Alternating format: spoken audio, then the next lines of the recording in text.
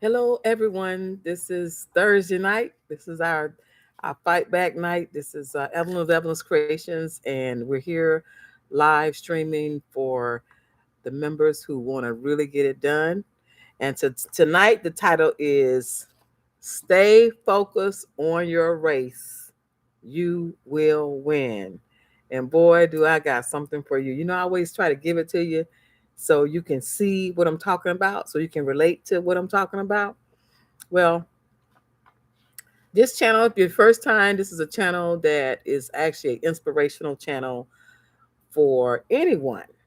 But I am an international designer. My name is Evelyn of Evelyn's Creations, and I'm an international fashion designer. And what I do is I like to give some injections of inspiration to help you with your journey because um, in this life, we need help from everybody.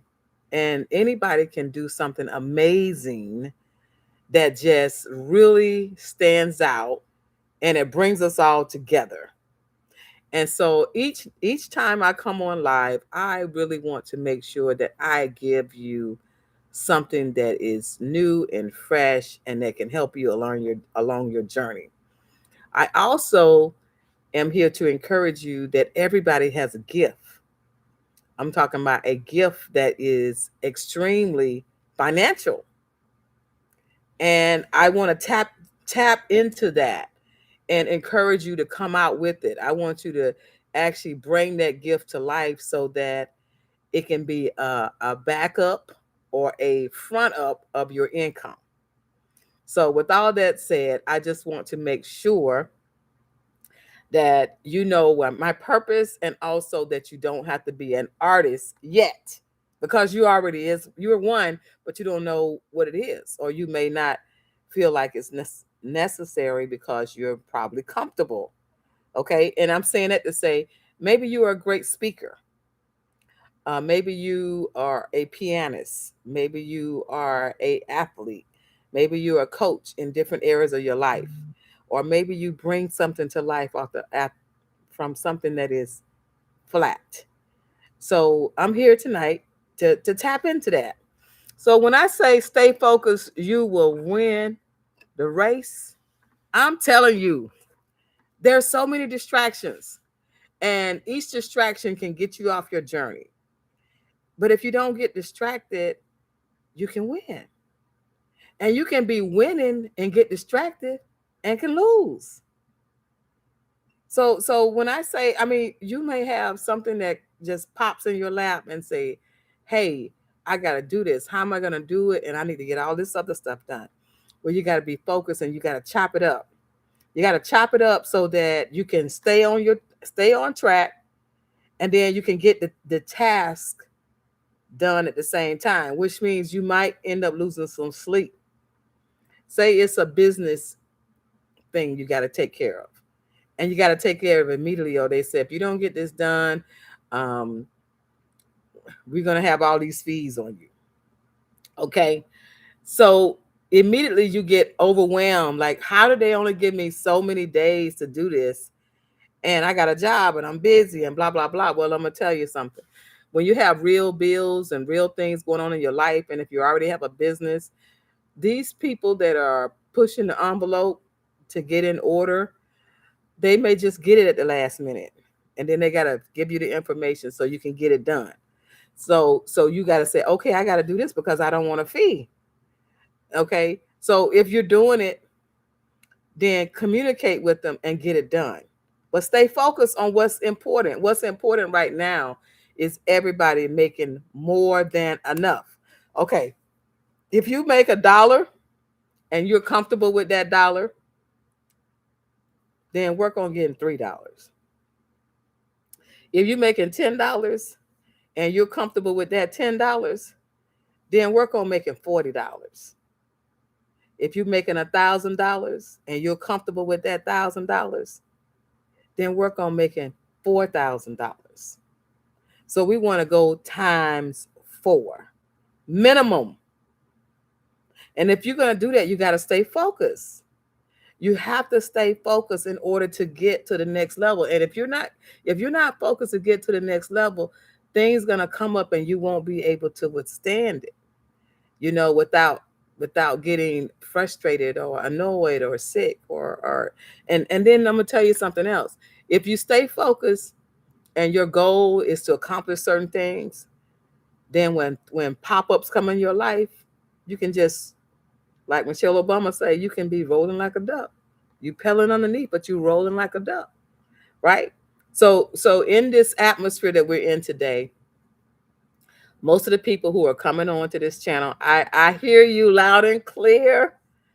Evelyn, I watch you, but I do not comment. I do not say anything, but I love your your channel, and I love the fact that you inspire me. I'm not in interested in nothing you do, but keep me afloat. I applaud you. I thank you for that. And everybody that's watching the channel is not going to join. Everybody that's watching the channel is not going to be a subscriber. And so I want you to know that there are a lot of people watching the channel that are not interested in sewing or anything. But you know what? When I went home last night, I turned on the TV to catch up what's going on. And the person giving the news was my client. When I woke up this morning, I wasn't really listening to the radio because I don't listen to the radio. I was actually trying to turn on the air conditioner because I use my truck. I drive a truck.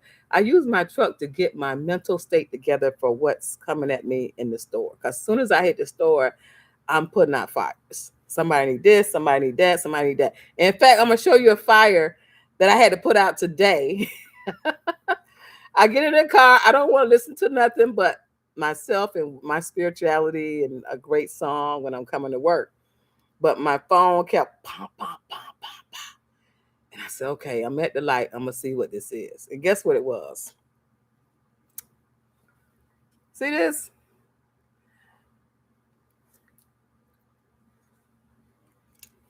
See this? It was a 2-year-old need an outfit that was flying in from Atlanta to Orlando, going on a cruise tomorrow, and their flight just landed at 8:15. I had to get it done before I got on the air. Okay, so things happen. Okay, how can a 2-year-old, look, guys, laugh at this one, put a smiley face. How can a 2-year-old stop a whole store from working and say, I need an outfit? So I'm going on a cruise for 7 days. So this little boy needed an outfit. I made some shorts with no pattern. The whole family, they needed dashiki. So I made everybody dashikis today out of this fabric. And I got it ready, and they were at the back door. They got it. The flight came at 8 o'clock. So they called me and said they wasn't gonna make it. But everything is done. But had I not been focused, I wouldn't have been able to get it done with everything else I needed to get done today.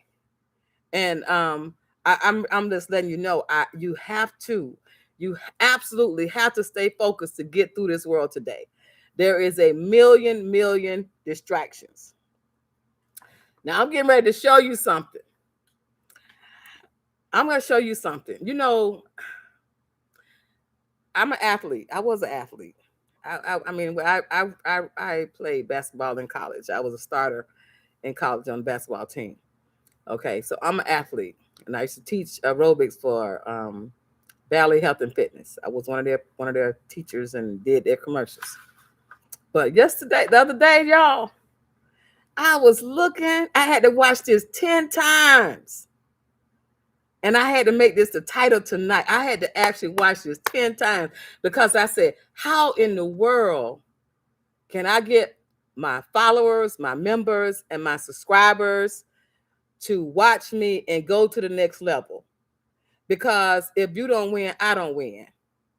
And if I don't win, you don't win, right? It's a double-headed sword because we got all these distractions going on, and it's some crazy stuff going on. Now, I'm getting ready to show you something on my phone, and it is on YouTube, but I got it off of the news channel. Okay, so I hope they don't ban this, what I'm getting ready to show you, but it's going to make what I'm telling you come to play. Okay, I'm going to set the story up. I mean, everybody that's looking, look, if you watch it, you listen to me, you saw it, come to your TV, come to your phone, and look at the title. And this is an amazing story. This is 1 in 40 years. This is an amazing story. Some of you have probably already seen it. And I said, I bet you say, if Evelyn saw that, she's going to bring it to the table. Well, I'm going to bring it to the table right now. Now, this person is in this race in Los Angeles, California. This is a teacher and he said in his own voice, he said, I teach knuckleheads. You know how the kids know everything? For those who got grandkids and children and daughters and sons and nephews, and they know everything. You don't know. You can't tell them nothing. You know, in fact, I told a child the other day when she got her check, I said, give your auntie $40. Oh, why? Because you live with her. But she said, I ain't got to give her nothing. I said, give her the $40, see if she take it. Just give her some money out your check. Oh, well, I'm going to buy food. I said, who going to eat the food? Well, I don't know. Well, you know what I'm saying? We got to be straight up with these kids today, even if they work for you. You got to reap what you sow. If you don't put nothing in, how you going to get something out? Right? And you got to stay focused. I like the bed. I like the comfort. I like the air conditioner. I like the TV. I like the remote. We got to be serious because this life is serious. Gas is off the chain. I mean, I'm in Florida. Man, I'm not going to let my car get low on gas. I'm going to fill my car up. The lines around the corner making sure they can save 10 cents for tomorrow. Because last week it was $1 cheaper. Okay? So stay focused. Stay with me. That's called stay focused, right? I'm getting ready to show you something that happened in Los Angeles that was amazing. I'm talking about amazing because I ran track in college. And I was the anchor. And I know what it's like to give it all you got. So I'm going to show you this right here. 25:17 at the Marathon Project, but she missed her PR by 2 seconds. Okay, how close is Michael from here? Is he within eyesight from us? He's in the last. I don't know. Here he comes. He comes right now. Here he comes. So let's get right back down to the finish line so we can watch Michael cross the line here. Michael Kamau from Kenya. Just over 2 hours and 11 minutes on the clock. Nathan Martin. Oh my goodness. I want you all to go look at that after I get out the air. Okay. This was a race for 26 miles in Los Angeles that ran all around. And it was 2 people at the end, one from the United States. I'm getting the chills telling you about it. And one from Kenya. Now, you can't beat no Kenya person running. You cannot beat a Kenya person running. A Kenya person get out there, they run behind, they run all up the down, they run all over. I mean, they known for winning long races. They long for winning long races, okay? This Nathaniel, a teacher in Los Angeles, teaches how to do track and field. He was so far behind that man. They was actually calling the Kenya man name. They was calling his name because they just like, oh, he gonna win. Kenya, right? But guess what Kenya did? Kenya got unfocused. He turned around. He looked at his competitor. He saw how far back he was. When he turned back around, Nathan gave it all the gas. He didn't leave nothing on the track, y'all. He got there and he said, I'm going to give it all I got. I don't care. I only got a few meters. I mean, he was like I'm way in the back of my store and he was already at the front of the door, past the door. And that guy got his legs and he strided out and he gave it all he's got. He gave it all that he had. And when it came up to the finish line, the Kenya guy dropped at the finish line. But before he dropped at the finish line, here come Nathaniel. And Nathaniel won it in 1/10 of a second. 1/10 of a second. He won that race. 26 miles, did it in 2 hours and I think 26 minutes. He never gave up. He didn't care if he was losing. And the guy from Kenya, he had gave everything he had. He was like, okay, I'm finna win. And he dropped down and they had to take him out on the stretcher to the hospital. Now, it's a good job for both of them, right? It's a great job for both of them because, first of all, when you think you the big dog, say like me, everybody say, "Oh, Evelyn is big dog. Evelyn got these stores. Evelyn da da da da." But guess what? Stay focused. Okay, you in your house, you in your corner, you in your, you know, maybe even you might even be sewing in your car because that right now everybody trying to sleep in their car to get views. Why? That's so stupid. You know, oh, I'm trying to save my credit. Forget the credit. Look, everybody. If you about to lose, if you lose your apartment and you want to, and you don't want to get, you don't want to hurt your credit because you're gonna pay the bill and sleep in your car. Forget that. Throw that out the window. Because if there's one thing you can do, I'm sorry, I'm getting excited. Calm down, relax. I'm still on the race, though, but I'm bringing it from the race. If you get where you can not make it and you get evicted, go find somebody and pay to be in a room. Do not sleep in your car to get views. Do not sleep in your car to feel like, oh, I'm the stupidest person in the world, you know. And I watch these people because I love them and I think they're great people. I think they're great inspirational influencer people. But look, credit is something you can always repair. It's like the church. This is the church. You can always come back to me. I ain't gonna never say no, don't come in and watch what I'm talking about. One thing about the church that they said about the church in the South, the doors are always open. So ain't nobody perfect. If you lose your apartment, if you go beyond your means and try to get these $15,000, $2,000 apartments and you can only afford a $500 place to stay, ask somebody, can you stay with them $500 a month? Save some money and get you a place. Credit is always repairable. You can have things taken off your credit. You can ask for some type of, you know, forgiveness, pay the people off and ask them to relate. Can you take it off my credit? Or can you put a good word on my credit? Everybody knows that credit is up and down. You can be someone scared to get a credit card, but I'm telling you right now, you better have 3. You know what I'm saying? Because you ain't gonna have enough money if you just use on your cash and you got to buy gas. Okay? Some of these designers on here telling you don't get no credit card. Oh, don't get no credit card because you want to make sure you're making some money. But I'm gonna tell you something. Country side of me. Let me tell you something, baby. If you need some fabric, some buttons, some pins, some crochet, you know, whatever you need some pans to cook, you better get that credit and let that credit motivate you to go make the money to pay it off. And as you pay it off, they raise your credit score and they raise your credit line. Don't punish yourself because you make a mistake. Stay focused. Stay focused on the prize. Okay, it was you made a mistake. You living beyond above your means. And then the thing about it, if you're gonna pay $1,500 a month, it should be a mortgage. It should be something that you can have that you're not gonna be kicked out in less than what they give you 3 days, 5 days, they give you eviction notice. No, you got to do this. Now, I gotta show you this again because some of y'all just popping on.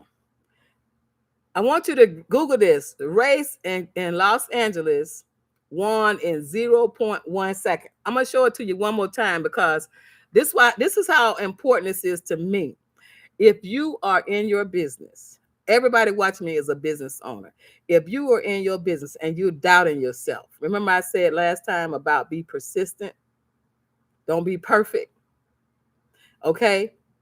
That guy that was running this race, he was chopping up them steps. He was persistent. He wasn't perfect meaning he wasn't at the beginning, the middle, and the end in front.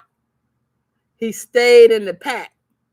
And as they was falling, I'm gonna let it go a little bit longer so you can see the guy falling out. Now, this is, if you're an athlete, when you run a lot, you run so much that the muscles in your butt tighten up. When you done ran a good race, everything it's all mental. You know, your mind is making you run. Your mind is saying finish. And soon as you get close to the finish line, all the muscles in your body, they're stretching, they're strained, and they want to collapse on you. So watch this again. Come to the TV again. This is what I got off the TV now. I watched this on the TV, so I wanted to show you. So hopefully YouTube, this is international. This is not one private person. Millions of us done seen this.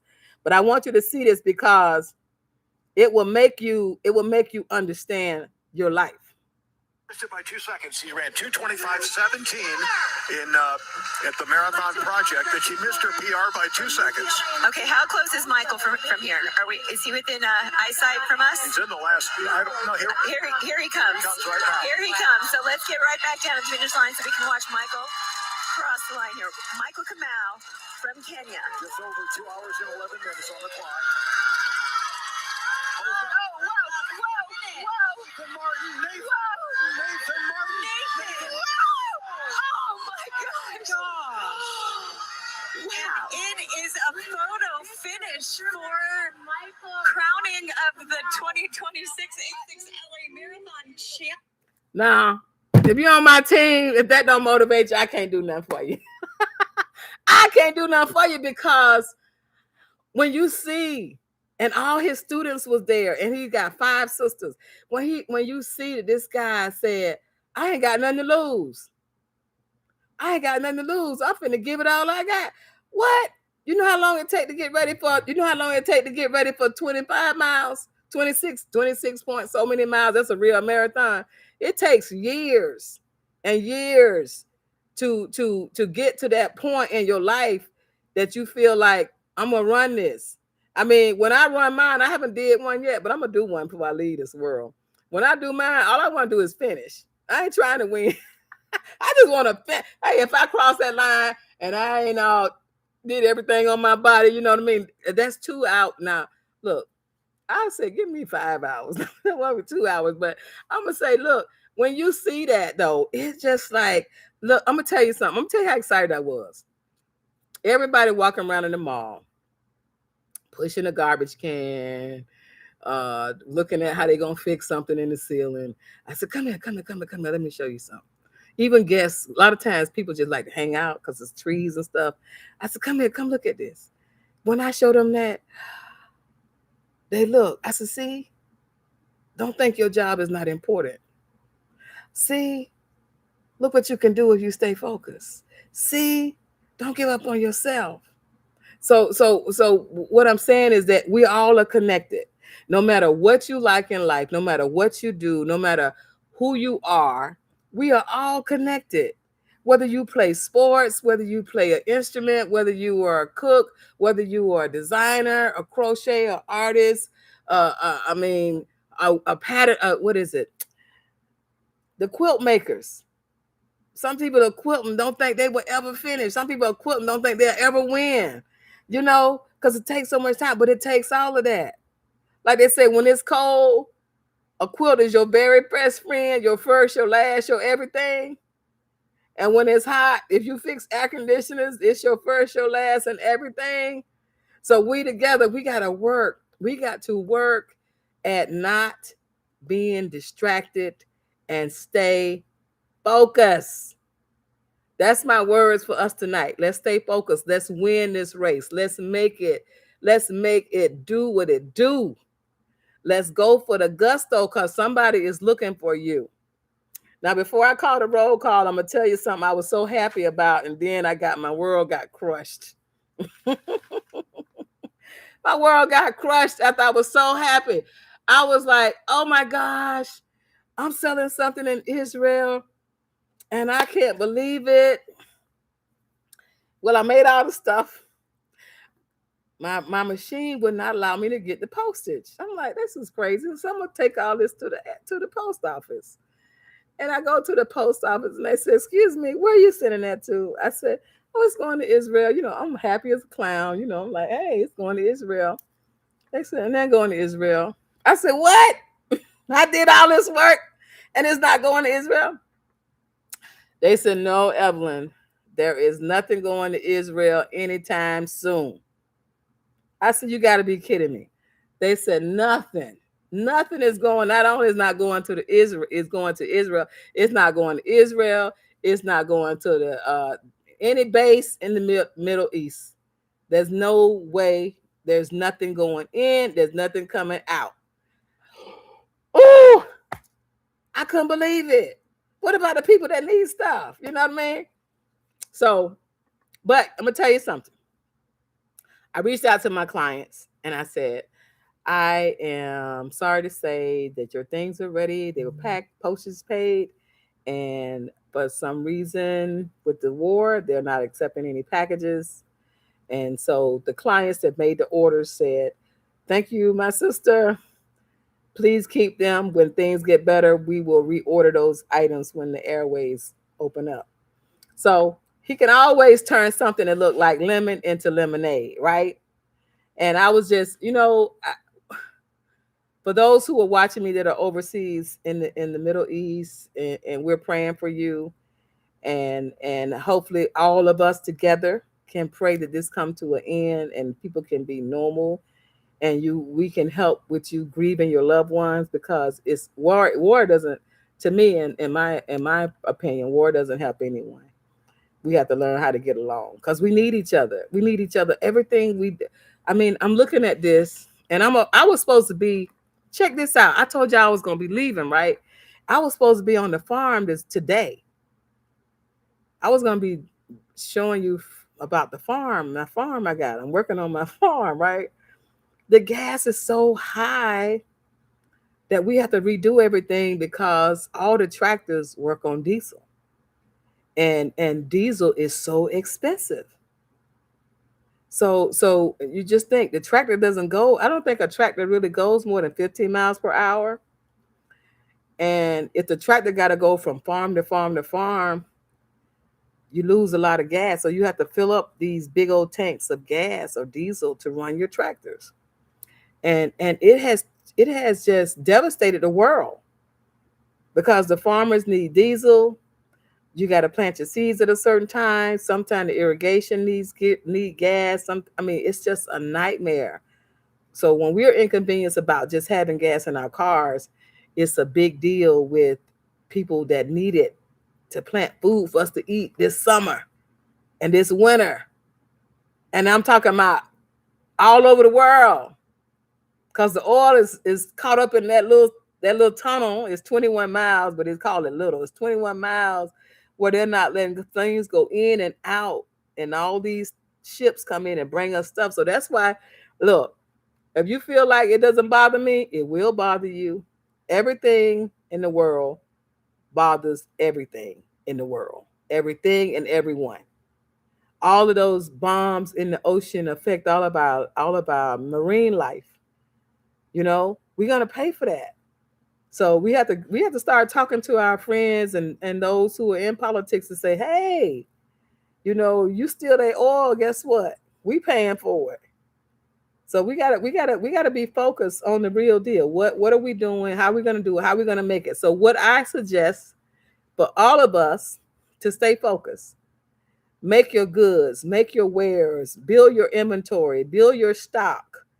And what I always say, when you're building your inventory and your stock as a small business, have at least 10. That doesn't mean you have to have 10 made. You have at least 10 that you're capable of making. That's the magic number. And when people see that you got 10, then they'll start buying. Now, if you can do 20, if you can do 100, that's even better, because if somebody is going on a trip, like I told you, this event that I'm doing for this cruise for tomorrow, they needed 5 or 6 shirts. What if I didn't have the inventory to make 5 or 6 shirts at the same fabric? It would have been like, okay, we'll take whatever. No, they want what they want. So when someone sees what you have, I'm going to show you what some people are doing right now. I'm going to show you how to do the roll call. You're going to be saying, okay, can I do 10 of those? Can I do 8 of those? Can I do 9 of those? All right, everyone, this is Evelyn with Evans Creations. I'm here inside of the store it's called Ocoee, Florida. It's 1 mile off of Orlando. And I'm here to inspire you and to bring great news to you about your gift and how you can be a blessing to yourself, your family, and the community. So what I'm getting ready to do now is do the roll call. Now, the roll call that I'm calling tonight, on Sunday, I'm going to call a full roll call of those who all were members. Now, what happened was, when I tried to, say I didn't want to increase the price, We lost some members. Some of you that are on tonight, if you are a member, to me, you're going to be a member to next month this time, whether you like it or not. I'm going to love you whether you like me or not, right? Okay. By next month, look at your texts, your emails, and look at YouTube. And YouTube is doing something. They're trying to make sure everybody is on the same page. So what they're doing is they're upgrading. They wanted me to upgrade the price. I was able to go back and bring it down. Now everything is back. You can join this channel for $3.99, and you can go higher. So the higher you go, the better we all will be. But go within your means, right? So as of now, I'm going to be calling the names of the people who have rejoined the channel, right? So if I don't call your name tonight, I'm going to call your name on Sunday because you joined, and I'm going to be calling you from my phone. Those are the ones who have rejoined. There is at least 50 people that have not rejoined, and they're only haven't.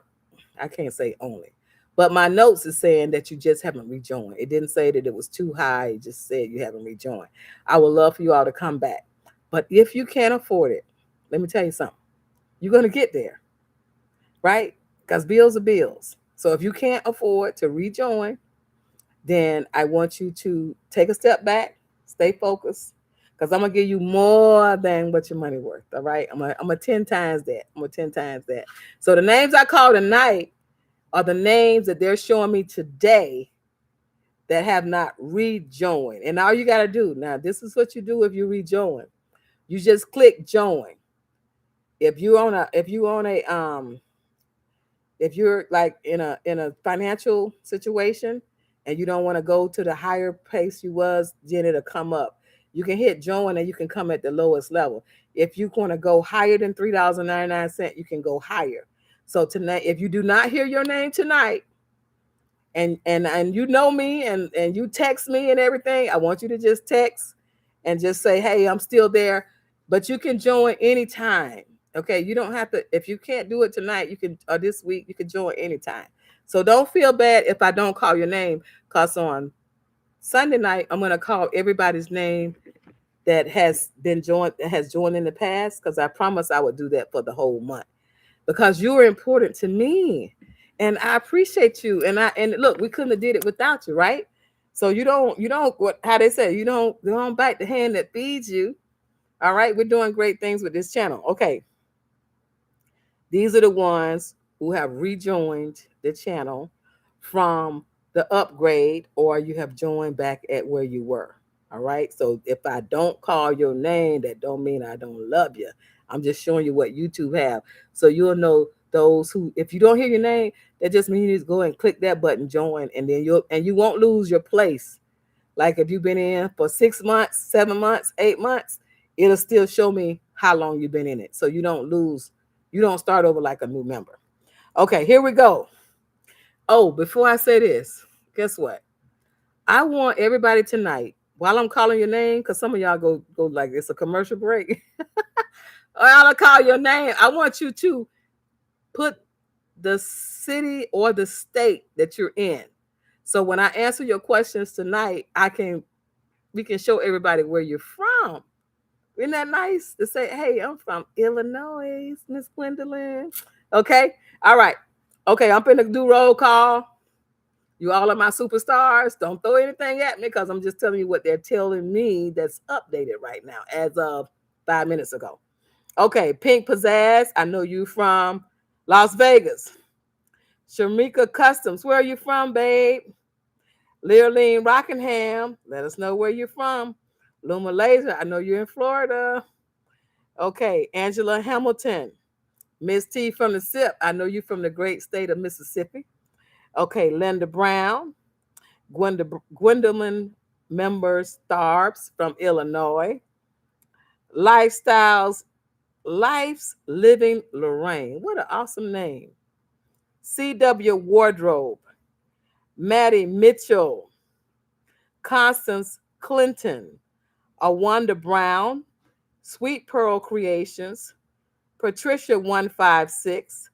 Tatwina Gilder, Shelley Neal, Ngozi Derebi, Alice Sandra Barnhart, Kim, Florence Mbayos, Brenda Snapney, Yvette Batcham, and Miriam Masterpieces. So those are the members that have currently rejoined or kept their membership steady and wasn't in the crosshairs of when they said you have to rejoin at this level or not. And also another thing they're doing on YouTube is if you haven't watched the channel in a while, they're unsubscribing you. So if you're just saying, I didn't know you were on, and you only watched the channel maybe like once in the last 3 months or so, or you only watched it when you've watched some old feeds, they may have unsubscribed you. So if you come on tonight and you're looking, just hit the subscribe button so that you'll stay and you'll know everything that we have going on. Now, what I want to do, I want to show you some bonus stuff. If you are a member or you want to be a member, the number is 407-590-8767. That's 407-590-8767. That's a number that you can text me anything that you need or have concerns with. And please allow me at least 6 hours to a day to return the call, the text. Now, this one here is from Miss Miriam Moore. I know Miriam is in the Carolinas.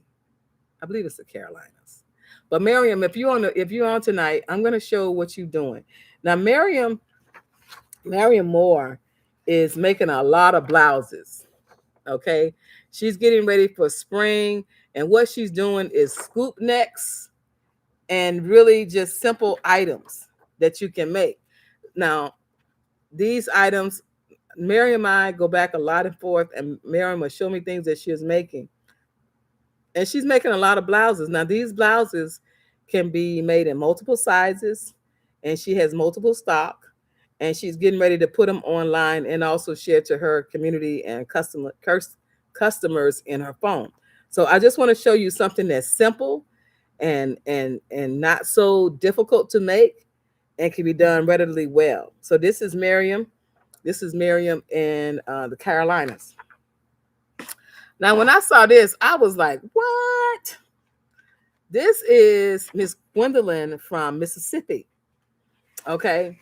Miss Gwendolyn always give us a good little prayer line or something. Give us something that gets us thinking. Now, this is so amazing. Look at what Miss Gwendolyn is doing. Miss Gwendolyn is making bracelets, beaded bracelets. Okay. So it's like these items, what I just showed you from Miss Miriam and Miss Gwendolyn, these are things that any culture can wear. You got a fancy dress or you got a ballroom dress or something, you can make, and she's making all these tiny, tiny beaded bracelets. I'm just like, that's amazing. See all the beads on the table? This is the kind of stuff, when you put this on your page, you show that it's work. Okay, you didn't show it finished. You're showing the process. You're showing that it's working. Now I got to show you this other one. Every week from now on, I want you all to send me something that you're doing, and I'm gonna take and print it from the printer and share it with everyone. This last one that I'm gonna show you, this reminds me when we used to really go out and dress, or you going to a banquet, or you going to you're just going somewhere special. Where they said dress to the dime, when the people get ready and they just done worked hard all week. They want to go see a nice play. They want to just have tea. Man, let me tell you something. Look at Miss Bernice. This ain't nothing but the truth. See, now she got a hat. It didn't come out before I came on the air, but she has a hat with a bow that can go with these shoes as well. See the fasteners or the bow clips on the shoes?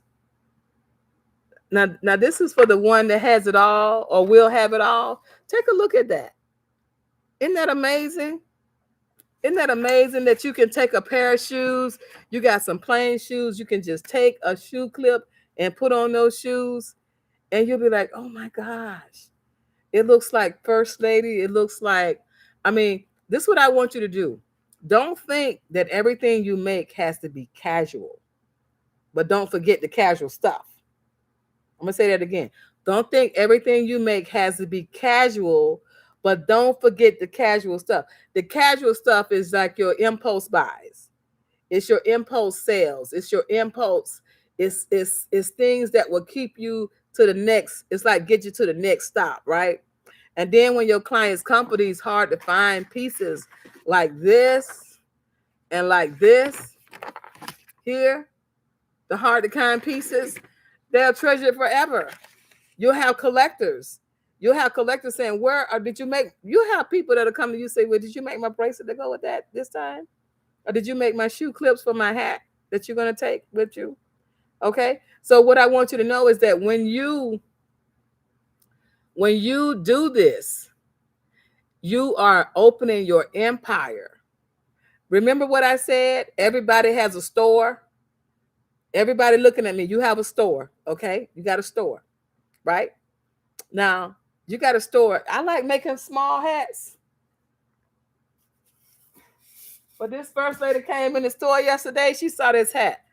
She said, Evelyn, I didn't know you make big hats. I made the hat. I had forgot I made the hat, y'all. Look. She said, I love wide hats. Now, of course, I do my hair if I was going to wear this hat. She said, I love wide hats. But guess what? If she loved wide hats, guess what? Wide hats make more money.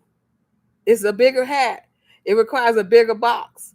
So you can charge more for that. You have to charge more because it's going to cost you more to get it out there. But I want you to know, if I just stopped and I just made, small brim, stingy brim hats, you know what I mean?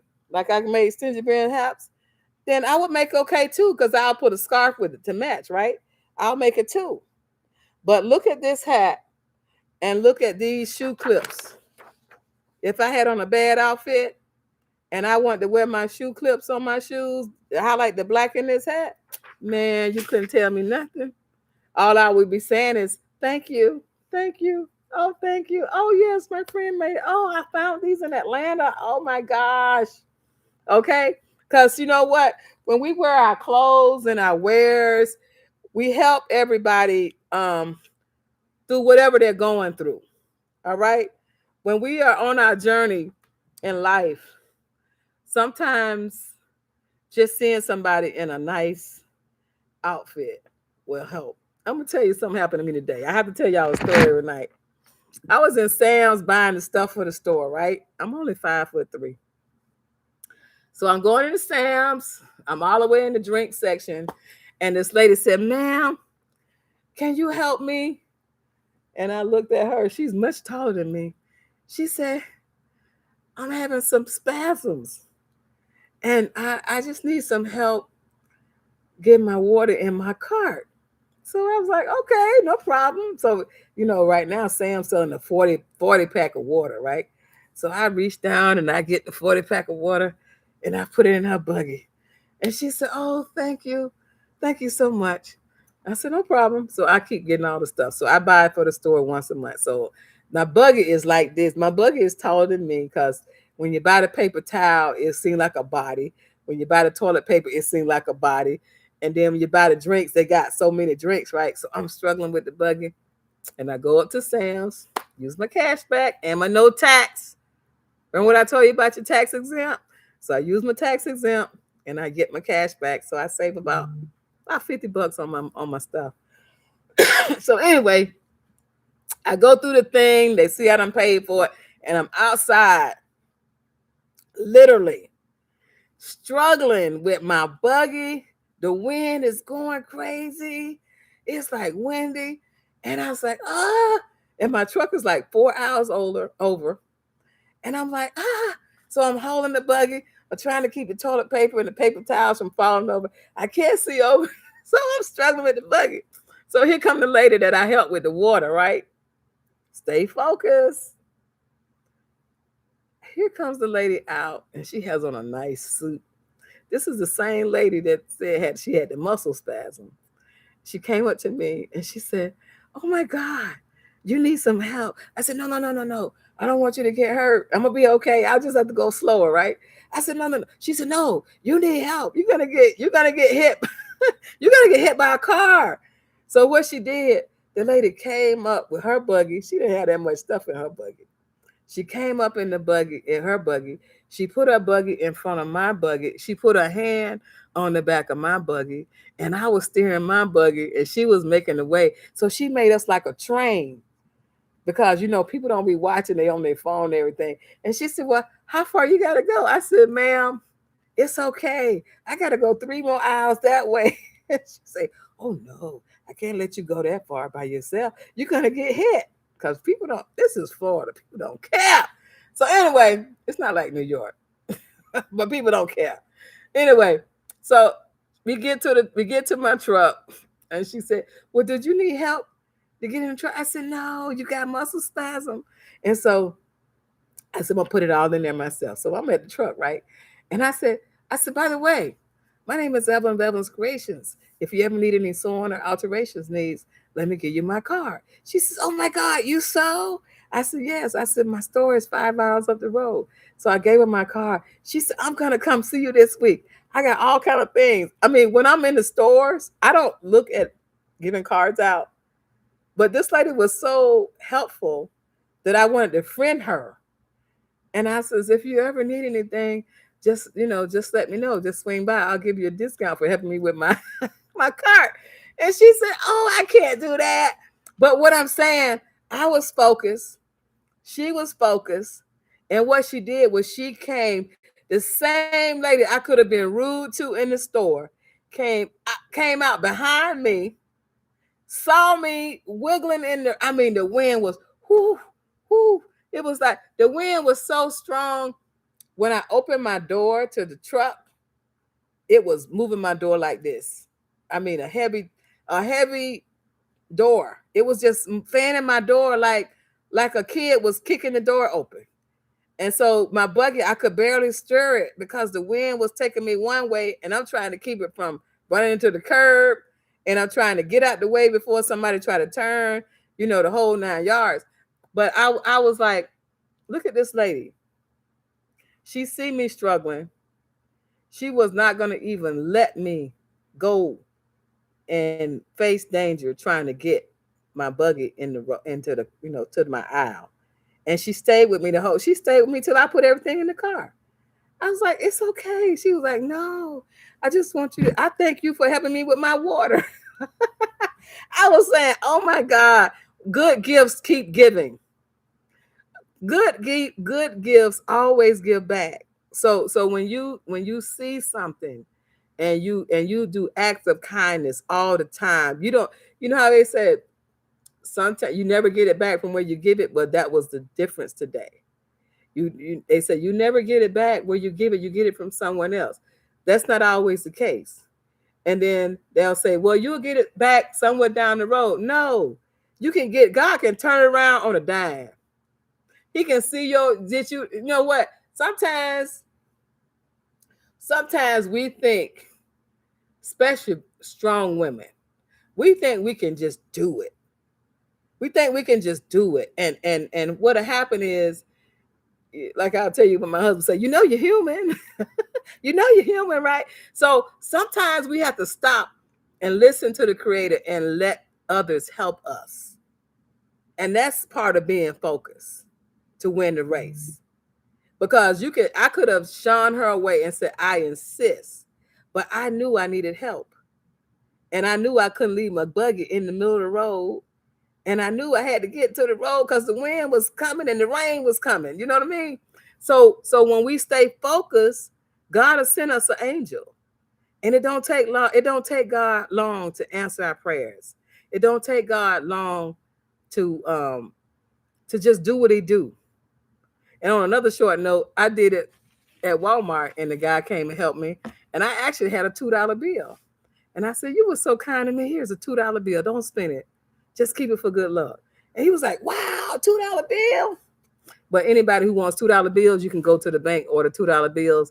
If somebody do something special for you, give them a $2 bill. Wake them up. Wake them up with a $2 bill. Because on a $2 bill is one of our first Black presidents. And they don't want to admit it, but he's on the back of a $2 bill. But that's when we were colonies. We were 13 colonies. We weren't the United States of America. But I'll show you a picture of him. He's in our art gallery. So anyway, we finna take, we finna have a roll call. Okay, Constance. Constance said she just sold 10 more ribbon pins on yesterday. She sold 10 more ribbon, even in the midst of challenges. Okay, let me tell you something about that. You know, I was asking you, now I gave you a challenge last week. I said the money that you get, that's cash, put it in a safe place, and let's do it for a month and see how much money we make.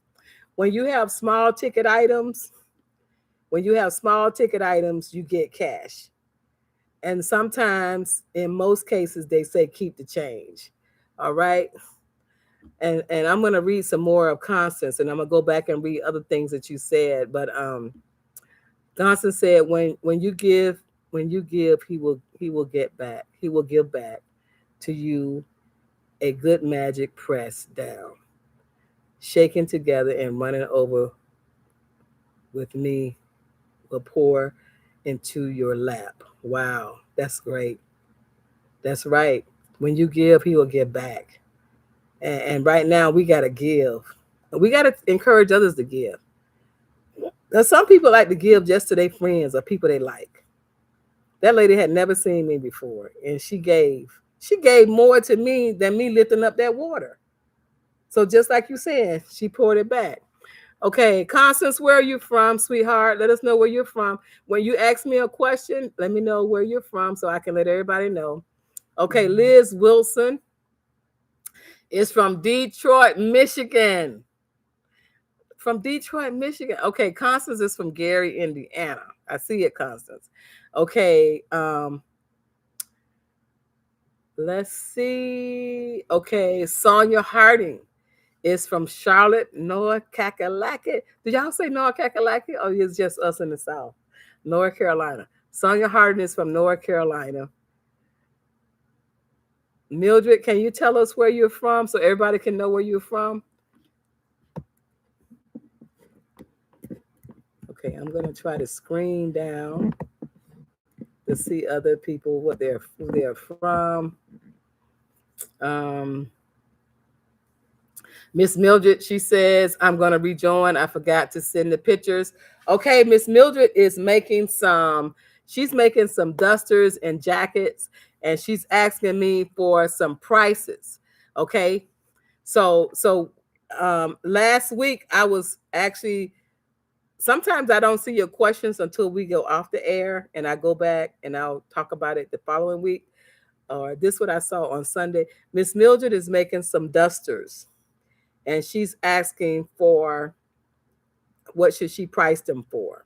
Okay, now the dusters, I suggest you have 4 prices, and I also suggest if they're really full, you might ask for a little bit more unless you get the fabric at a discount.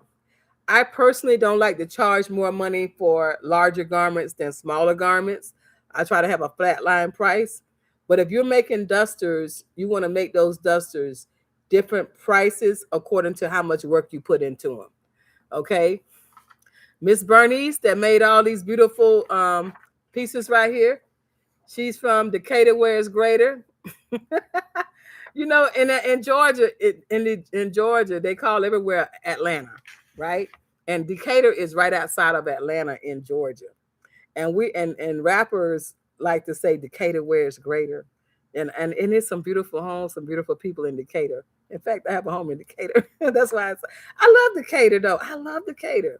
But she's from Decatur, where it's greater. So if you are, and this is how it is. When I first bought a home in Atlanta, I bought a home from another designer that wanted to go into mission work, and she didn't want to do the job anymore. So every time I would go to Atlanta, I would stay in her house. And then eventually I bought the house sewing with a Walmart sewing machine. Okay. And if you saw me, if you came on for that, that's the house that made a slamming just roof. She bought a house on a sewing machine. Everything that I own is from sewing with a Walmart sewing machine. I bought other sewing machine, industrial machines with my Walmart sewing machine. But in Decatur, let me tell you about Decatur. Let me tell you about Atlanta. If you're in Atlanta, they'll say, if you can't make it in Atlanta, you can't make it anywhere because there's support. And when I worked in New York, when I was working in New York all the time, I used to work in New York 4 times a year at Jacob Jarvis Center in Manhattan. And I was a designer and I did wholesale. I would make things and sell for other boutiques and shops. And in New York, they had a saying say, if you make it in New York, you can make it anywhere. So it's just the opposite. In other words, when you were working in New York, you expect to fail. When you're working in Atlanta, you expect to excel. All right. So what you got to do, everybody that's watching me, wherever you are, be the greater like Decatur. Listen to that. Decatur is a network of people that want to support. It's the Mecca of Martin Luther King.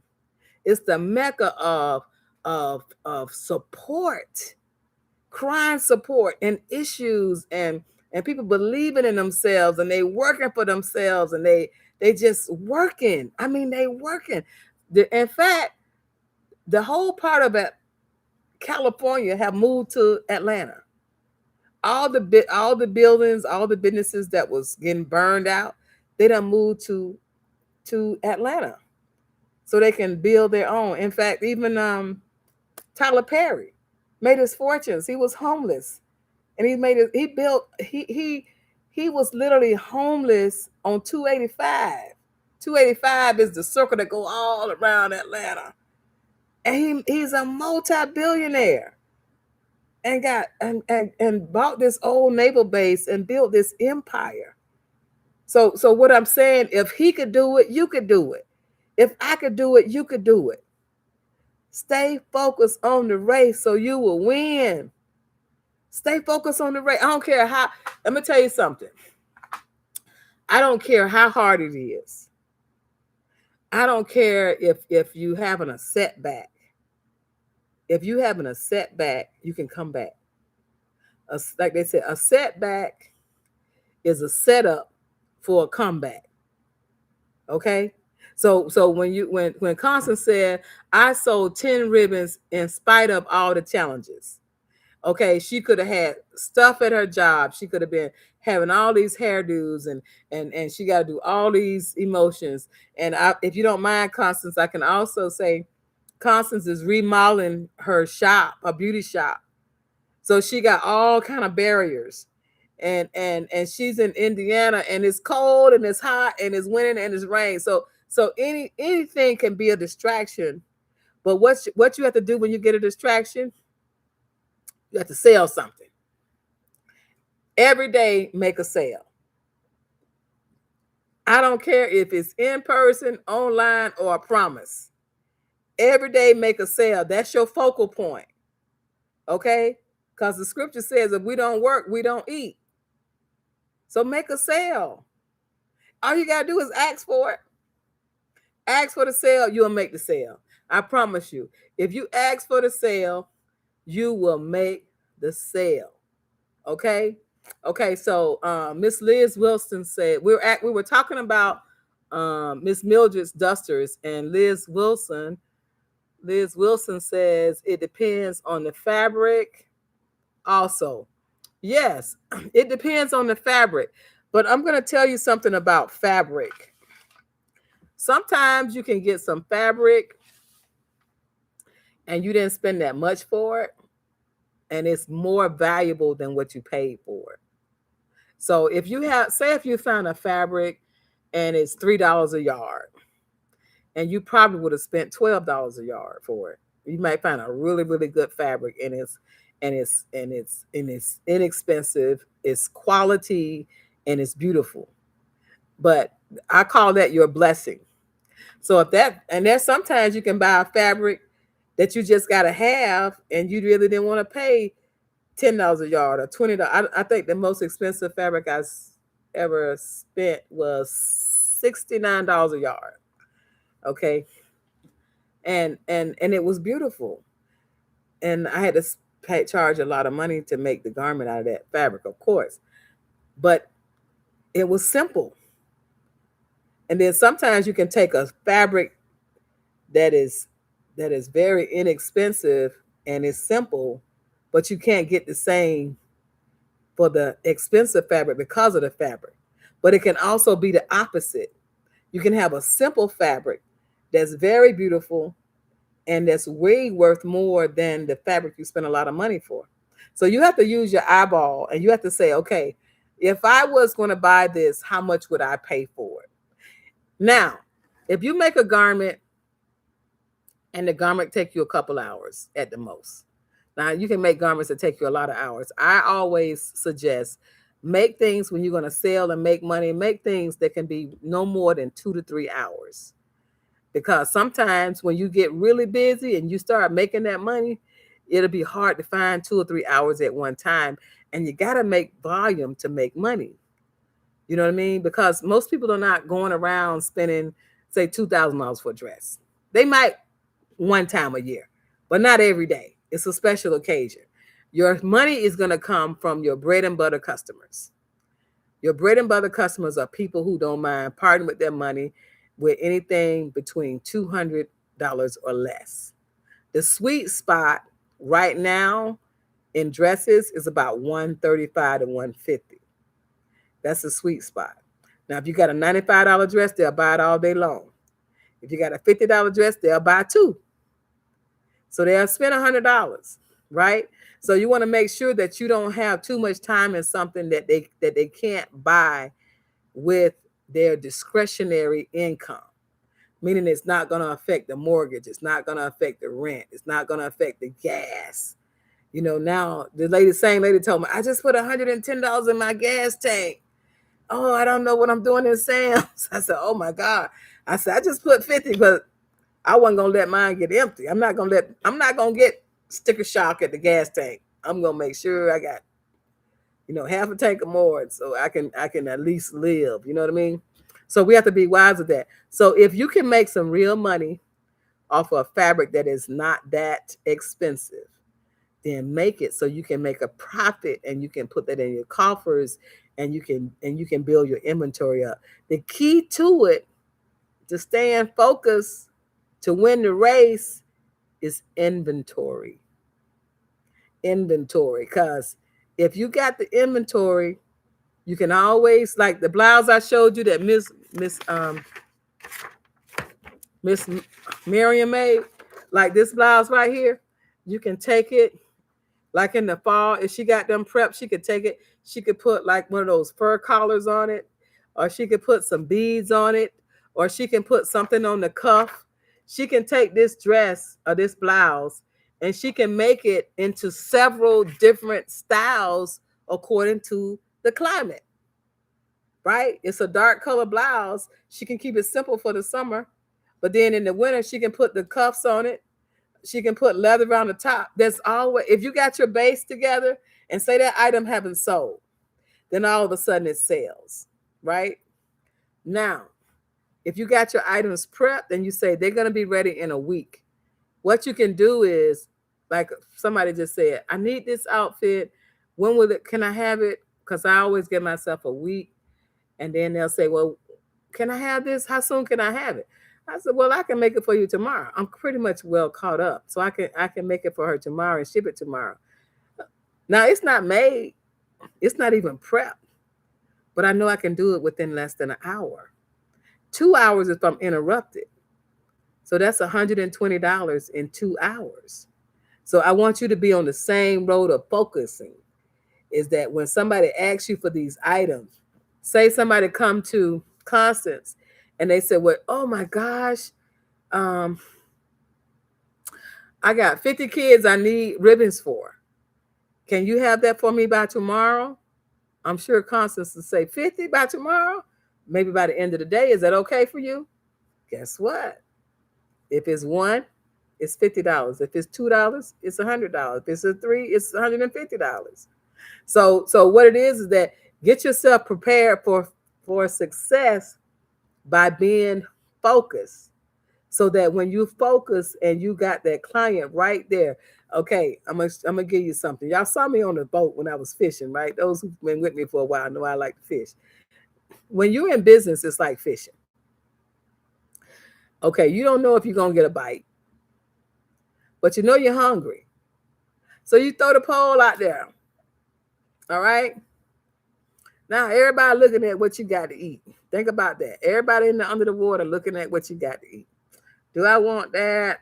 Do I have enough money for that? Is it worth it? Huh? What I'm aware of that? You got to answer all the questions.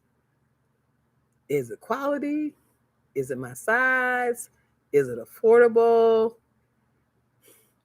Is it the price right? Do I have shoes to match? Do I have an occasion for it? You answer all those questions. And when all those questions are answered, bam, you make the sale. I had a lady come in the store tonight. I'm in the back. I'm just getting this order ready for these clients coming in from Atlanta going on a cruise. And I'm looking at her go through the store, and she's taking her time and she's just looking. And I said, "Can I help you with anything?" She said, "I need a purple dress. I need a purple and gold dress." I'm like, "Well, when do you need it?" She said, "I need it for Saturday." I'm like, think about the fish store, right? She's in the store.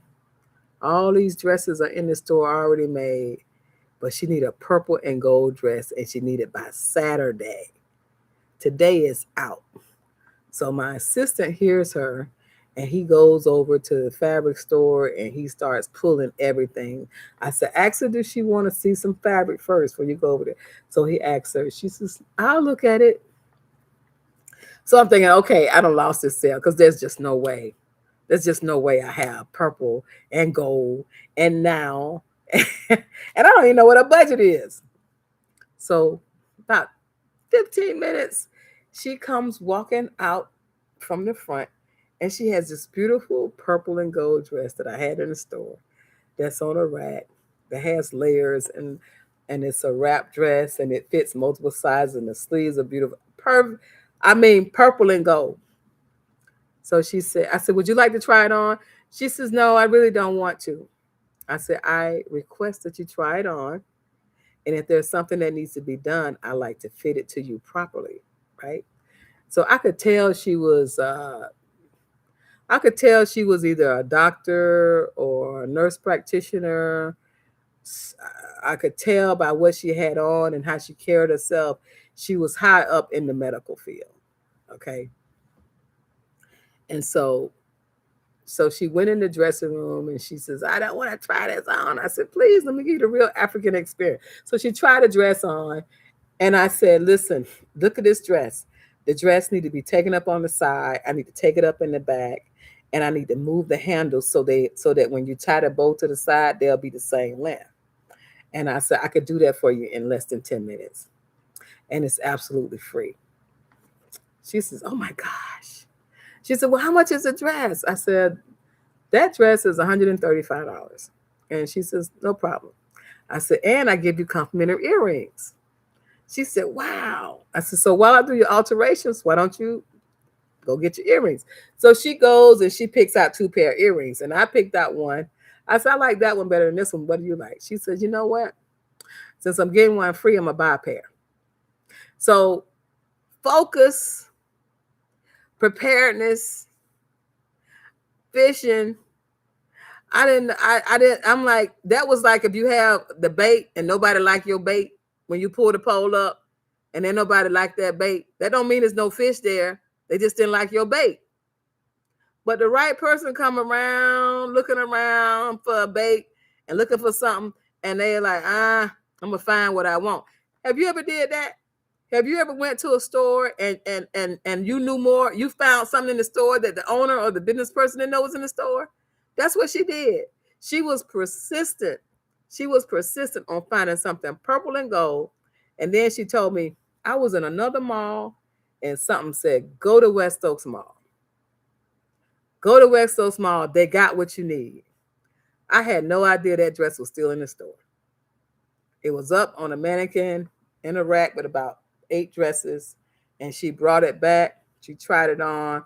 And in 10 minutes, I made over $150 when she bought the extra pair of earrings. So she was focused. She was focused and I was prepared, meaning that I had something. So you may have clients looking for one thing. And once you start building your inventory up, they're going to find something that you done made that you done forgot about a year ago. You're going to, oh man, that dress had actually been here over a year. But I love that dress. And I had it in black, and I had it in black and white, and I had it in purple and white, purple and gold.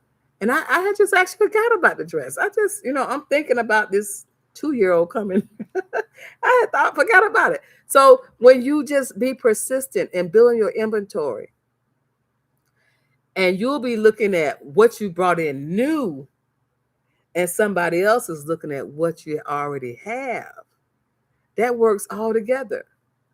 And look, most people, if you have something over a year, you'll just start marking it down. Oh, they didn't want that. I haven't sold this dress. It's been here a year. I'm gonna just mark it down. Don't do that. Do not do that. Why shouldn't you mark your things down that you done had over a year? First of all, if it's a really nice garment and it's a nice price, the customer just haven't seen you yet. If you start marking everything down because you've had it for a while, you've lost before you start. Have you ever been to a store and they had something for a long time and you went back to get it and they marked it up and you needed it, so you bought it? And it's the same thing you've seen there for a long time because they go with the market rate, right? Now, sometimes we do have to mark some things up to bring the same thing back in. But if you start marking your stuff down because you haven't sold it, that means you're just building your inventory. And you never want to have a store that's low in stock. When a store is low in stock, it tends to let people think that, all the good stuff is gone. Nobody really likes to buy stuff when all the good stuff is gone because they feel like they missed the good stuff. But if you keep your stuff fresh and you keep it aired out and you make your store smells good, if your store smells good, whatever you're selling, people will stay longer because the smell gets to their mental state. If you have some nice music wherever you're selling, it gets them in the mood of the song. And then when they see it, you never know what's going to sell, but it keeps them in the store longer. The more inventory that you have in your store or the more items you selling, even if you're selling on a table, if you're selling on a New York street on the table, in New York at night, all the creative people come out and they have these licenses where they can sell stuff on the street corner. And when they sell it, they can't have just a few things. They have to have a lot of things to hold a person's attention and to buy. I actually met a guy from Daytona Beach, Florida, that had a degree from Bethune-Cookman College. And I was walking in New York. How did this happen? Somebody yelled my name, and I'm like, I didn't even tell nobody I was gonna be in New York. They yelled my name from across the street, and I'm looking at this vendor that's got all these nice things on the table, earrings, all kind of little jewelry, keychains and stuff. And it was like 9:30 at night. And I must have spent $100 with him because he had the nicest things. And then he said, where are you from? I said, I'm from Florida. And he said, oh, I went to Daytona. He said, I'm a veteran and I make more money on the street at night in New York than with my degree in the office. And I just sell all my way. I make my stuff and I sell it. So I never look down at anybody sitting on the table, because when you start small, you can always go big. You can always grow.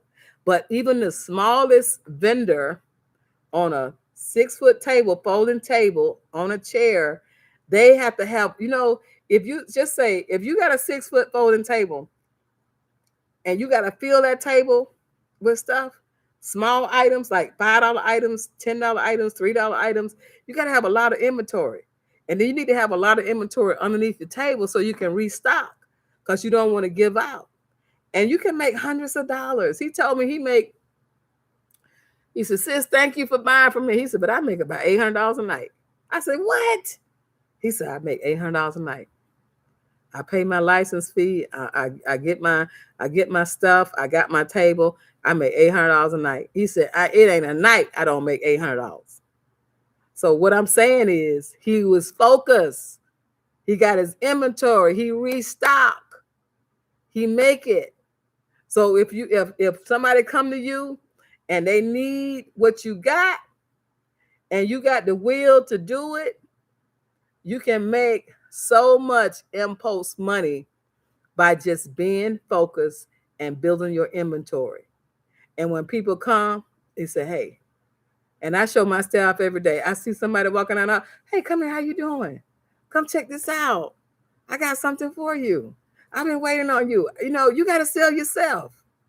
You got to sell yourself. Sell yourself as a happy person that's got something to offer that came from your hands.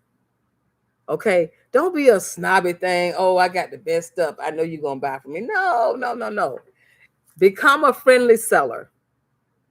Okay? You can have the best product in the world, but you're a crabby person.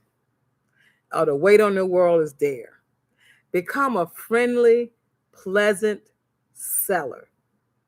Put all of your personal issues on the shelf. Pick them back up when you go into the bank.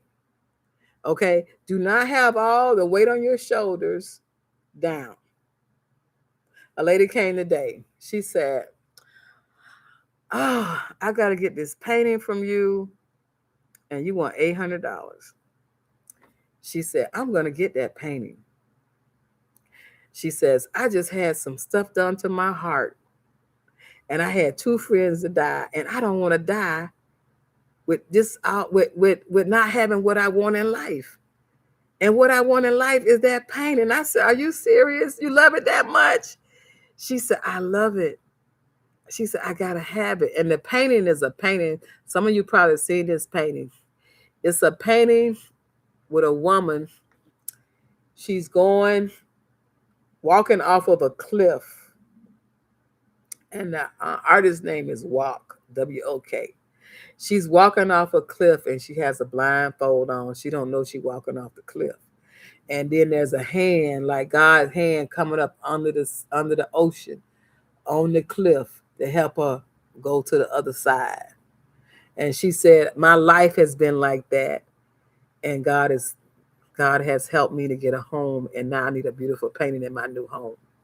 And that's why she wanted the painting. And she said, it cannot be a cheap piece of art.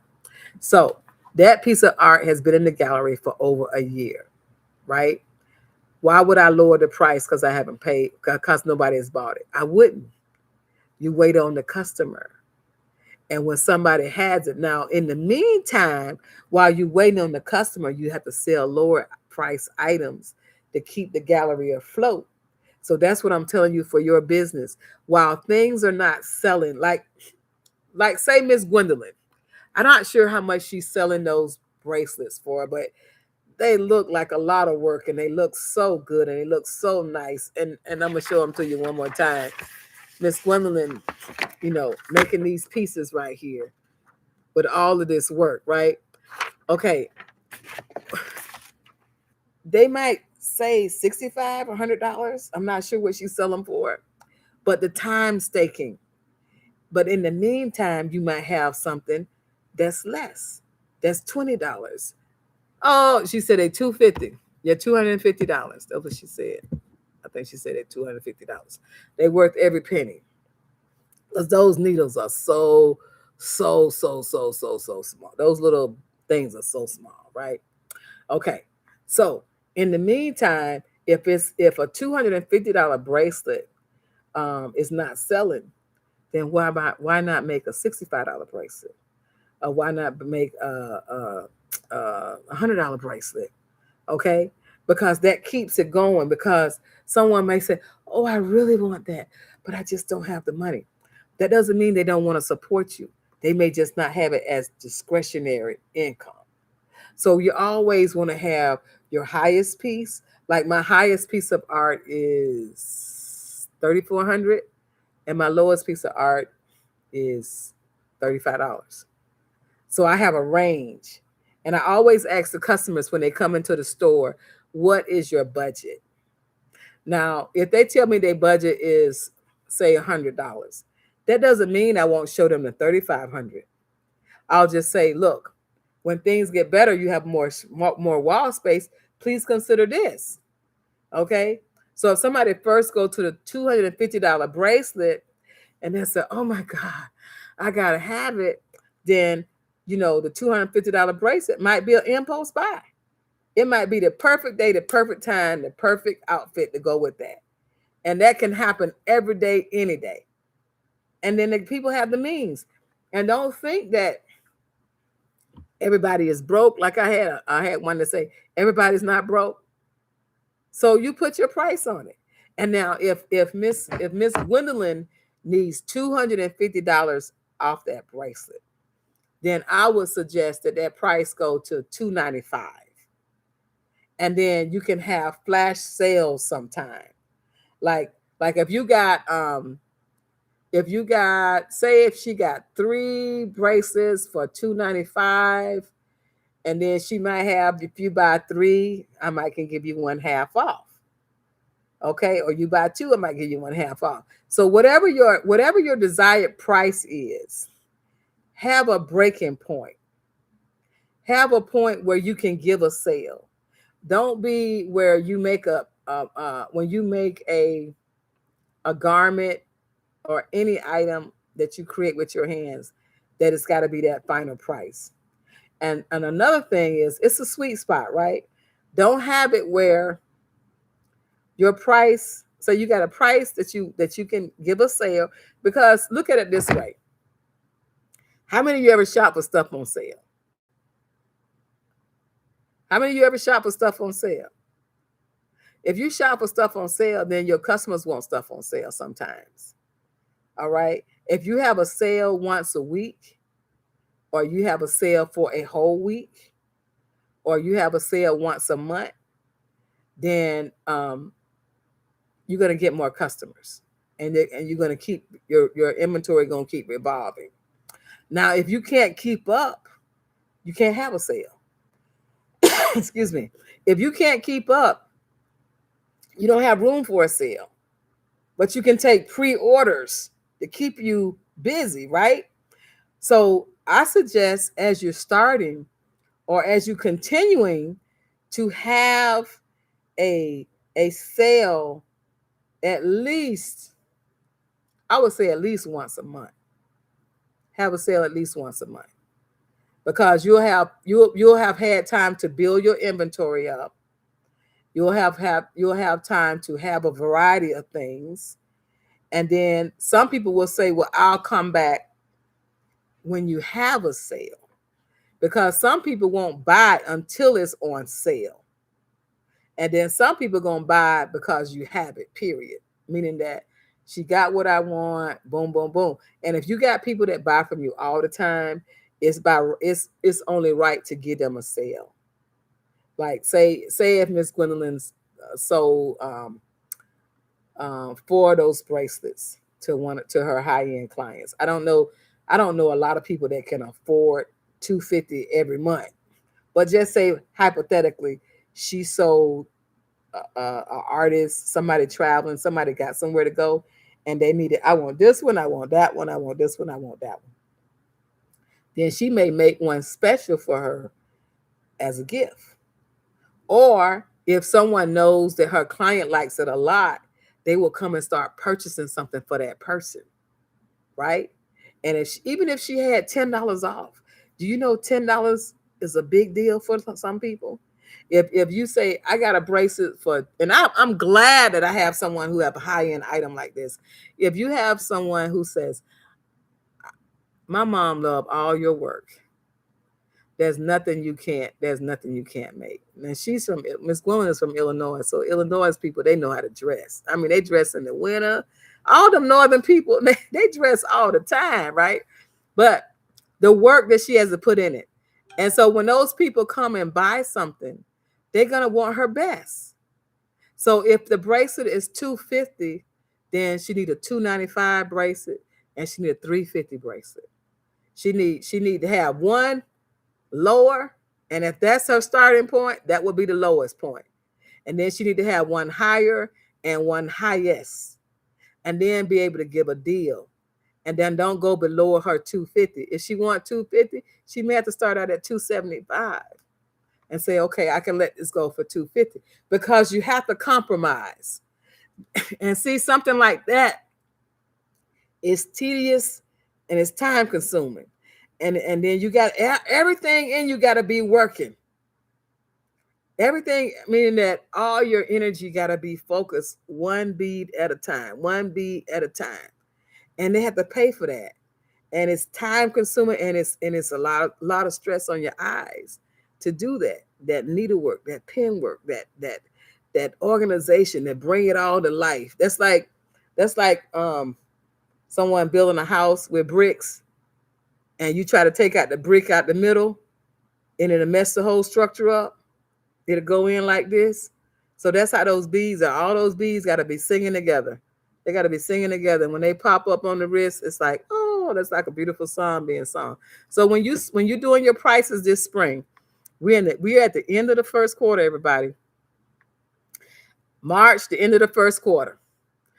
And I want you to, okay, we got a note just pop up.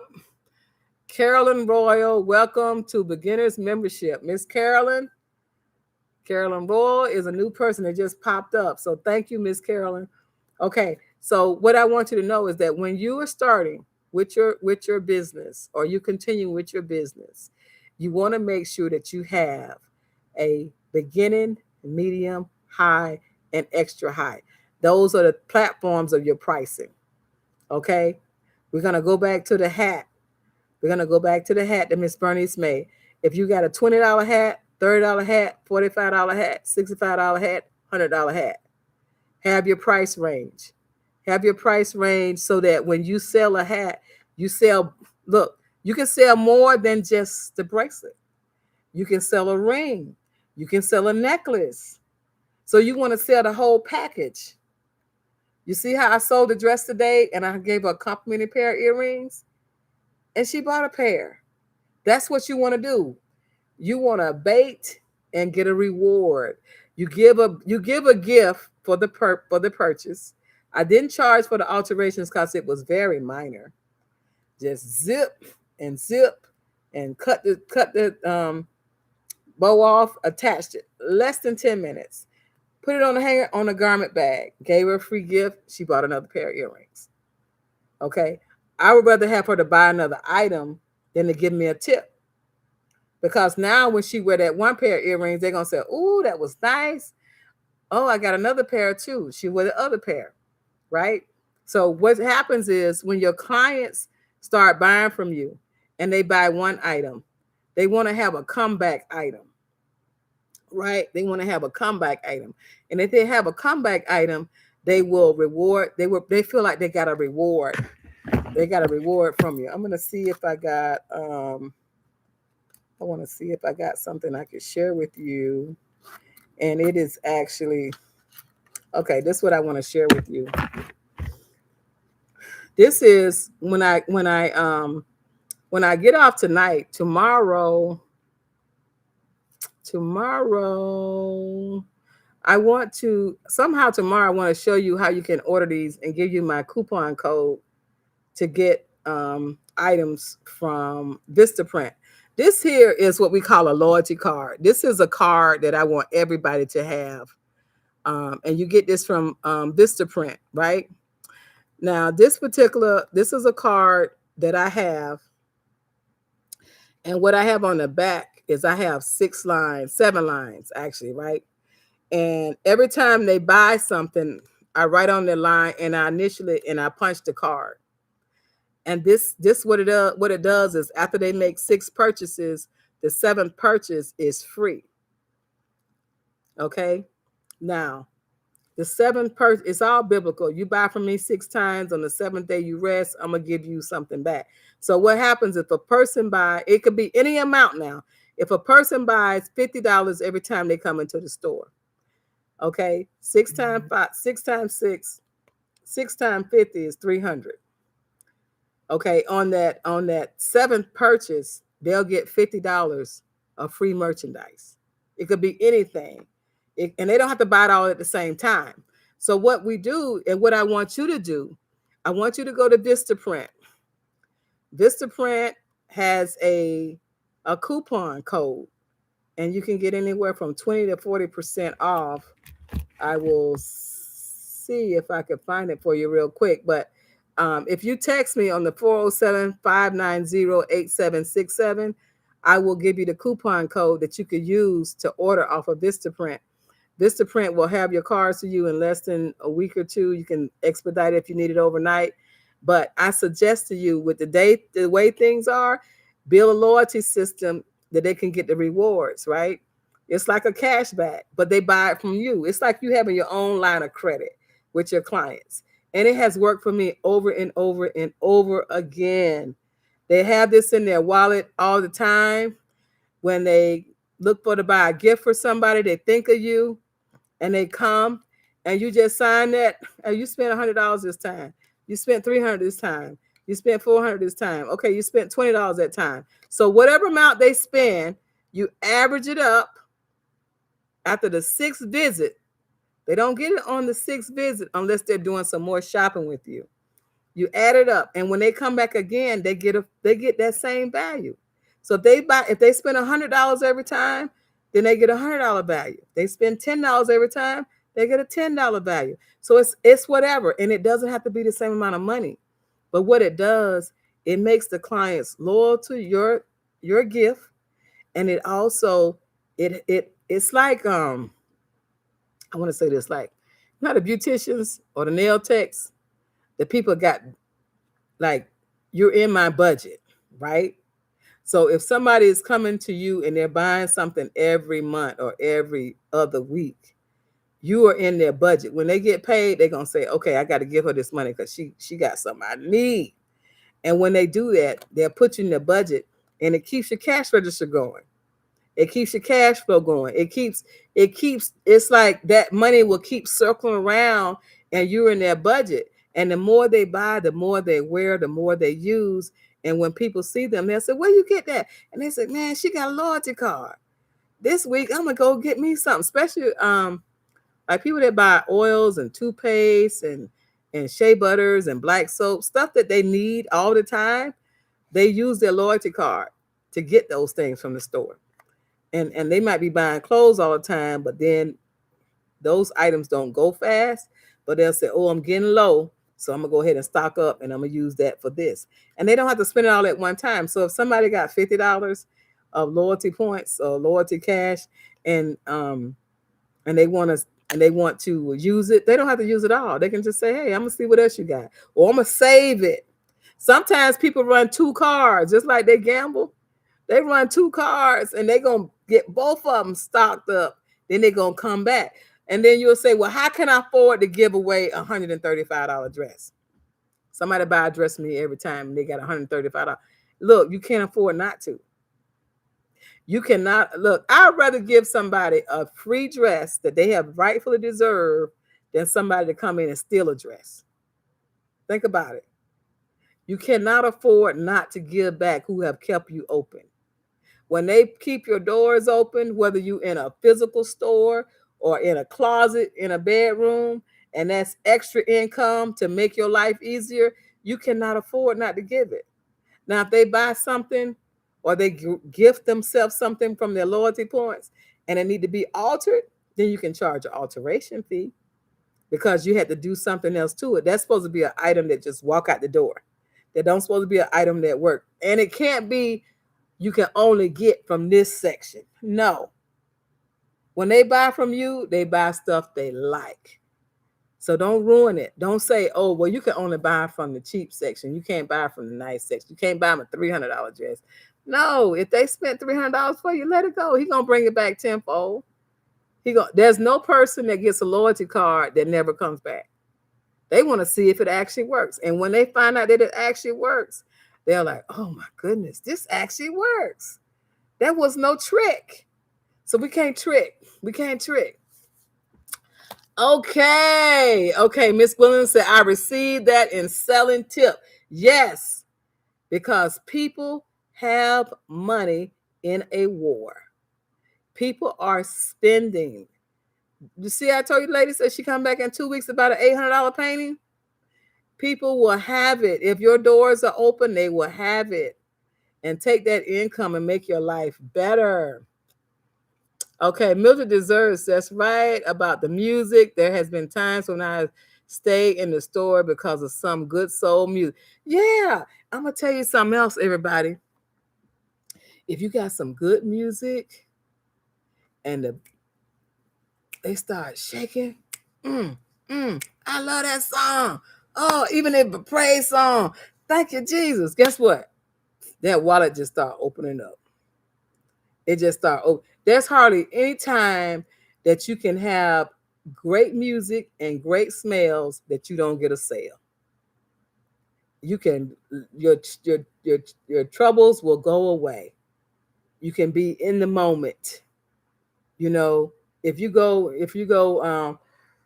excuse me, if you go like our Walmart, sometimes they'll be praying Stevie Wonder or something. Or especially in Georgia. If you go to Georgia, they have the music playing outside the mall. In Decatur, they had the music playing outside the mall. You get out the car, you say, oh, James Brown, I'm black and I'm proud. Oh, get up on this. You know what I mean? Something just makes you just forget about your problems. Okay? So if you think about what makes you feel good when you shop. And when you feel good, that means that person has got into the psychological part of you, right? I'm going to tell you one last thing before I read your comments.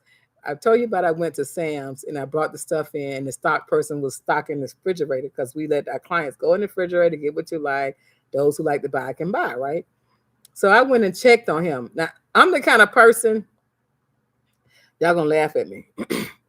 I'm the kind of person don't throw away my trash. My staff cannot throw away my trash. That's right, I said it. Do not sweep up. I want to see the trash. And the reason I want to see the trash is because everything costs so much and it's creativity that's on the floor. There's always rhinestones or pins or pieces of fabric or things that can be made into something else. And when I travel, and I've traveled abroad so many times, and I see what they've done with so many pieces like this. See this piece right here? He was going to throw this piece of satin today. And I said, no, let me do something with that. And I'll trim it and everything and put some around it. But what I do is I make sure that they're not throwing something away that I have to re-buy. And I make sure of that, right? But in the meantime, when he's putting the stuff in the refrigerator, he just put it in the refrigerator. And I go and I check him. And I'm a hands-on person. That's why I be like, I'm hands-on in the store. I want to see what they're doing. I want to see what am I paying you for? Are you getting it? Are you getting it so you can be a better person? So when I go to the refrigerator, I don't struggle with all this stuff. And I go to the refrigerator and I see the bottles just in there. Nothing is turned like you can see it, right? And I'm telling you this story because when you set your store up or when you go into a store, it's all about marketing. So I told the gentleman, I said, listen, look at what you did to the refrigerator. He said, I put the stuff in the refrigerator. I said, no, you didn't. I said, you stocked the refrigerator, but you didn't market the items in the refrigerator. So when you go into a gas station and you go for water, don't they have all the brands of water facing you? So when you put your stuff in your store, your studio, or your closet, or on your table, do you have your jewelry upside down? Or do you have it crooked?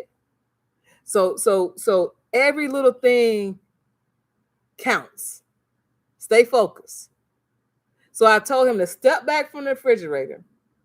Where's the apple juice? Well, I knew what the apple juice was, but I didn't see the label on the apple juice.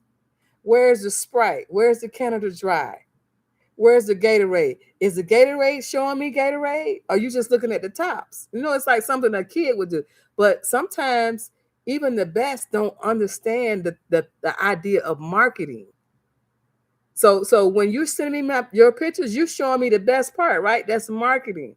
When you do it for your customers, when you put your towels in the pantry, don't you have them folded nice so you see the yellow, the brown, the green, the purple? The same thing is when you're doing your store.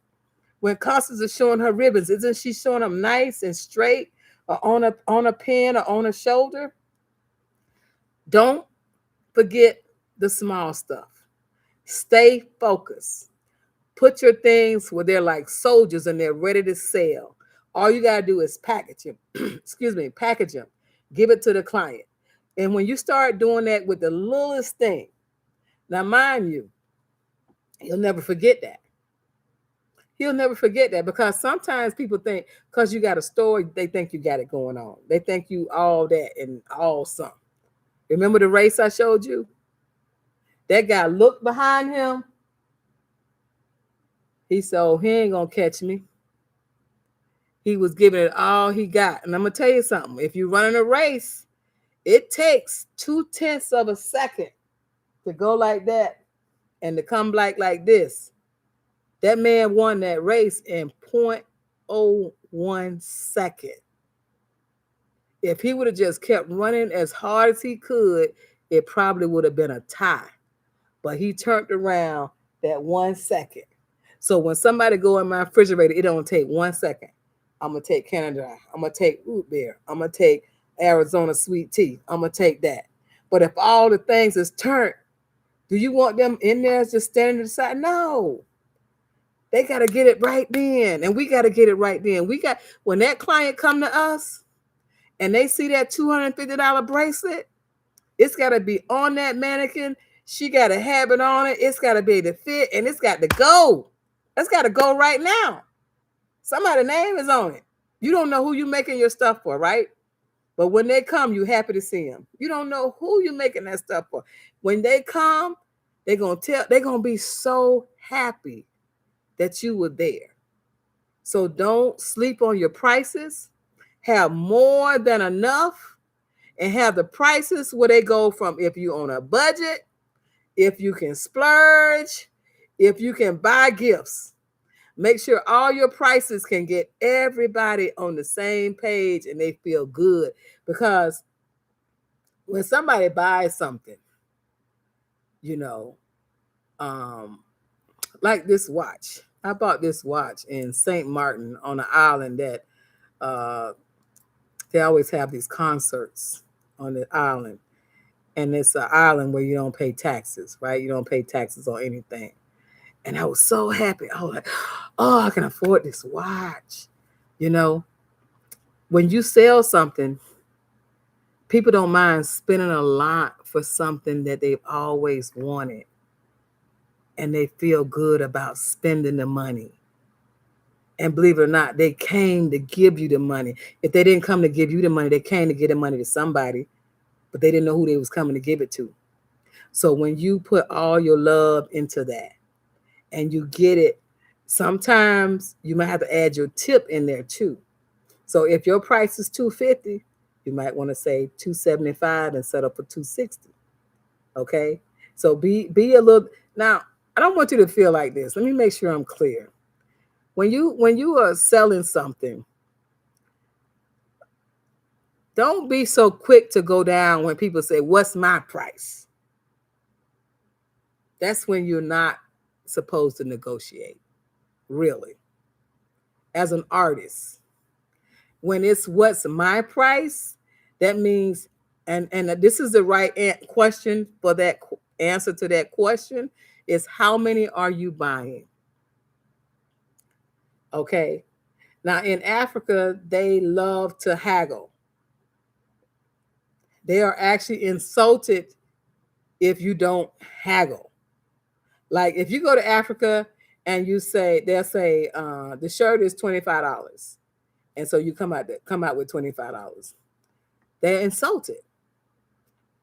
If you say, well, can I give you 20? Can I give you 22? Or you walk away, then they go, okay, 22.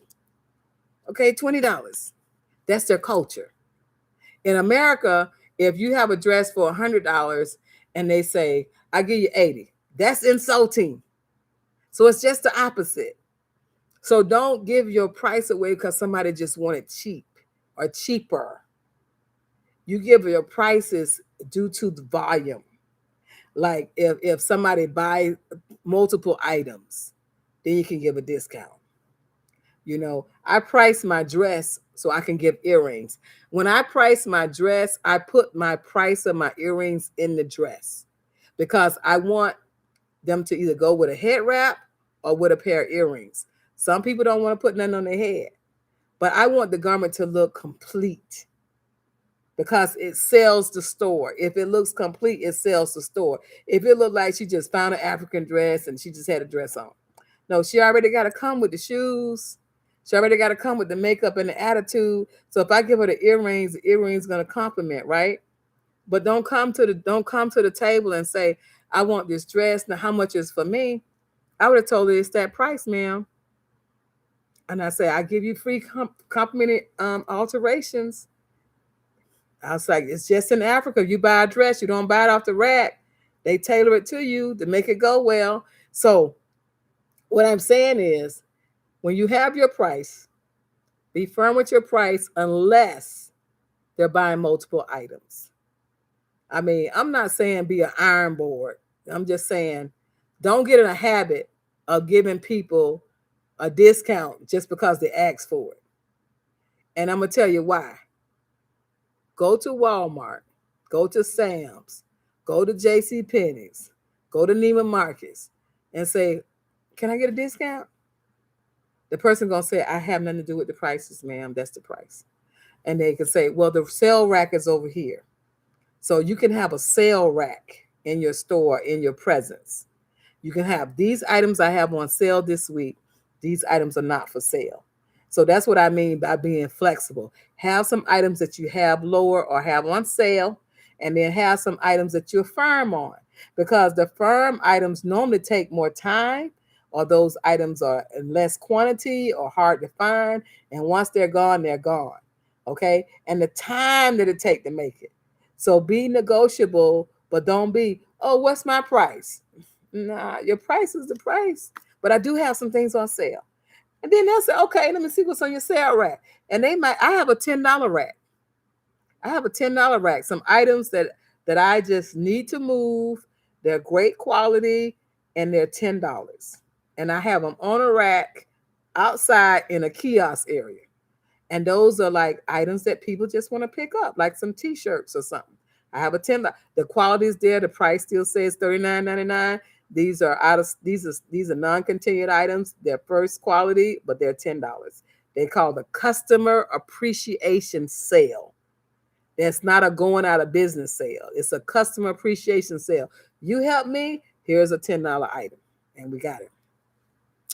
Okay. Ms. Bernice, thank you for rejoining. Okay, everybody, I think we have talked our head off tonight. Stay focused. Your homework tonight is to go see that video that I showed you twice tonight. Go see Nathan. Nathan, the number one guy that's out there that's doing it, that's teaching in Los Angeles, that has put United States back on the map as far as a marathon runner. Mm-hmm. And I think that's a good day. I think that's some good news for our country. That's some good news that we have somebody who has did the test of time, that has ran a race, and he go to school. When he went back to school yesterday, those kids in the school is just flattered that their coach and their teacher won that race. So we are on our 26-mile race, and we're gonna win our race, and we're not gonna look behind us. We're going to just keep it going. And that, my friends, I tell you, thank you so much. Enjoy your evening. Enjoy what we got. Look at everything this week is half full. Don't look at anything that's half empty. Let's enjoy the fruits of our labor, and let's keep working hard and keep hustling our gift. And hustling is a good thing. Don't nobody want a person that ain't hustling. In other words, you got to ask for the sale. All right, everyone. Take care. Bye-bye.